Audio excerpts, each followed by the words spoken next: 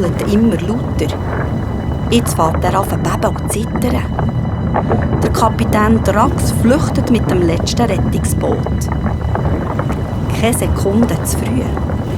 Gerade wo er in Sicherheit ist, bricht ein riesiges Stück vom Eisberg ab.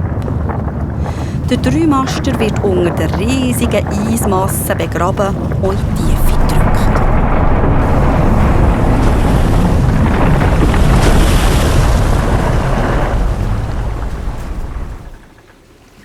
Als sich das Meer wieder beruhigt hat, schwimmen nur noch ein paar einzelne Planken auf dem Wasser herum. Der Captain Sharky und seine Freunde haben das Spektakel aus der Weite beobachtet.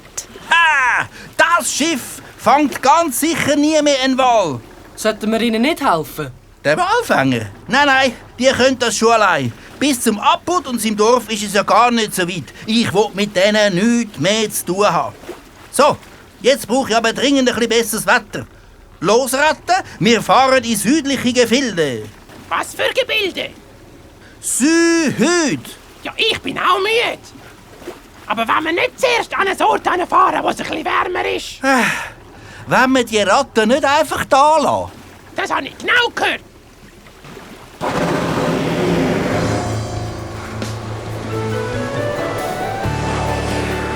Sharky, schau! Ein Wal! Das ist das Baby und seine Mama. Und da vorne ist der Sepio. Die Wale wollen Merci sagen. Das werden ja immer mehr. Merci, Sepio, dass du uns geholfen hast. Ist doch Ehrensache. Da kommt einer in die Luft. Und dort Backbord kumpeln 3 nebeneinander gleichzeitig. Schaut mal vorne, am Bug, da macht einer ein Salto.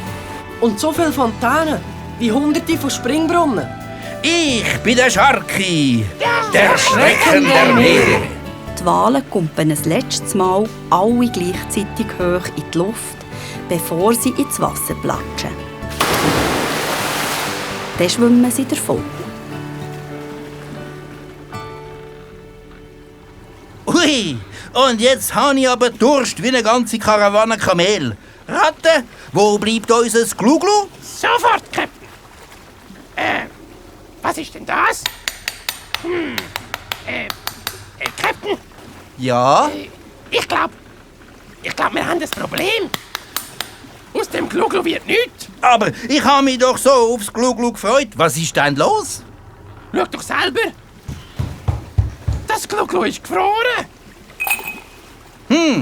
So eine... egal. Dann schlecken wir unser Gluglu halt. Das ist sicher gerade so gut. Komm, Michi, nimm auch noch mal einen Eiswürfel. Prost! Prost!